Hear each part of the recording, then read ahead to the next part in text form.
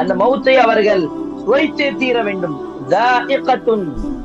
அதனுடைய சுவை அவர்களுக்கு சுவைக்க வேண்டும். அவர்களுக்கு கண்டிப்பாக மரணம் என்ற அந்த ஒரு மவுத் வரும்.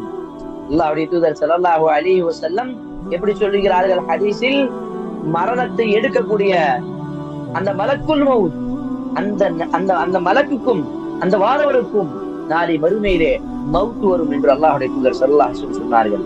இது மட்டுமல்ல, சூரத்துர் ரஹ்மான் 55வது அத்தியாயத்தில் அல்லாஹ் சுப்ஹானஹு வ தஆலா கூறுகின்றான், குல்லு மன் அலைஹா ஃபான், இந்த உலகத்தில் எல்லாம் அழிந்துவிடும். இல்லா குல்லு மன் அலைஹா ஃபான் வயப்கா வஜ்ஹு ரப்பிக துல் ஜலாலி வல் இக்ராம், உம்முடைய இறைவனை தவிர இந்த உலகத்தில் வேற யாரும் இருக்க மாட்டாங்க, எல்லாம் அழிந்து விடுவார்கள். அதே போல இன்னொரு அத்தியாயத்தில் சூரத்துல் ஃபாத்திர் 35வது அத்தியாயத்தில் அல்லாஹ் கூறுகின்றான், குல்லு ஹாலிகுன் இல்லா வஜ்ஹ, எல்லாம் அழிந்து விடும் அந்த அல்லாஹ்வுடைய முகத்தை தவிர, அந்த அல்லாஹ்வுடைய அந்த அல்லாஹ்வை தவிர இந்த உலகத்தில் எல்லாம் அழிந்து விடுவார்கள். அப்ப இந்த மாதிரி பல ஆதாரங்கள் நமக்கு என்ன சொல்கிறது, முஹம்மது நபி அவரும் அல்லாஹ்வுடைய ஒரு தூதர், அல்லாஹ்வுடைய ஒரு அடியான். தூதர் என்ற அடிப்படையில் அவர் ஒரு அடியானாக இருந்து தூதராக இருக்கிறார். அதுதான் முக்கியமான விஷயம். ஏனென்று சொன்னால் சூரத்துல் கஹஃப் 18வது அத்தியாயத்தில் 110வது வசனம் கடைசி வசனத்தில் அல்லாஹ் சொல்லுகின்றான், குல், நபியே நீங்கள் சொல்லுங்கள், இன்னமா அன பஷருன் மிஸ்லுக்கும், நானும் உங்களை போல ஒரு மனிதன் தான். அன பஷருன் மிஸ்லுக்கும், பஷர் என்று சொன்னால் மனித படைப்பு. அப்ப மனித படைப்பு தான் நானும், எனக்கும் உங்களுக்கும் வித்தியாசம் என்ன? அல்லாஹ் அந்த வசனத்தினுடைய கடைசியில் சொல்லுகின்றான், அன்னமா யூஹா இலைக்கும், நீங்கள் சொல்லுங்கள், என் மீது வஹி வருகிறது, எனக்கு இறை செய்து வருகிறது.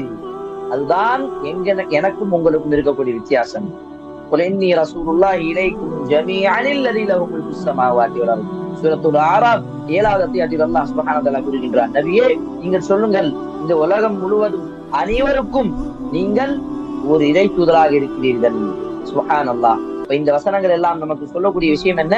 அல்லாஹ்வுடைய தூதராக இருந்தாலும், முஹம்மது நபி தூதராக இருந்தாலும் அவர் ஒரு அடியானாக இருக்கிறார். அதுதான் முக்கியமான விஷயம். அல்லாஹ்வுடைய தூதர் ஸல்லல்லாஹு அலைஹி வஸல்லம் அவர்கள் சொல்லக்கூடிய வார்த்தையை கவனியுங்கள். சஹாபாக்களிடம் சொல்லுகிறார்கள், என்னுடைய அந்தஸ்தை அளவு கடந்து நீங்கள் புகழாதீர்கள். என்னுடைய இடம் என்ன இருக்கிறதோ, என்னை எவ்வளவு புகழ வேண்டுமோ, என்னுடைய அந்தஸ்து என்ன இருக்கிறதோ அதைதான் நீங்கள் என்னை கண்ணியம் கொடுக்க வேண்டும், மரியாதை கொடுக்க வேண்டும். அதனால் தான் அல்லாஹ்வுடைய தூதர் சஹாபாக்களை பார்த்து சொன்னார்கள், எனக்காக நீங்கள் எழுந்திருச்சு நிக்காதீர்கள், நீங்கள் எனக்காக எழுந்திருச்சு நிக்காதீர்கள். லா தகுலு ஃபீ தீனிக்கும், என்னிடத்தில் என்னை புகழ